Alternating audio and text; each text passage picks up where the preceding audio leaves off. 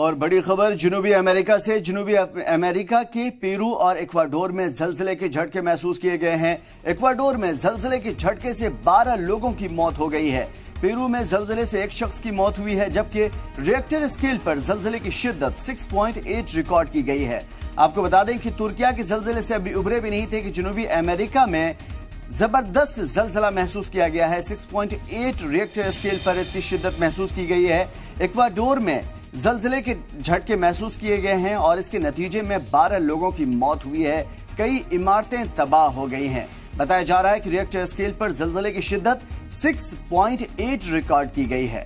इससे पहले तुर्किया के अंदर भी महसूस किया गया था, लेकिन जनूबी अमेरिका का ये जलजला भी काफी ज्यादा खतरनाक और शिद्दत वाला बताया जा रहा है। जनूबी अमेरिका के इक्वाडोर में जलजले की जो झटके महसूस किए गए हैं, इसके नतीजे में कई इमारतें तबाह हो गई हैं।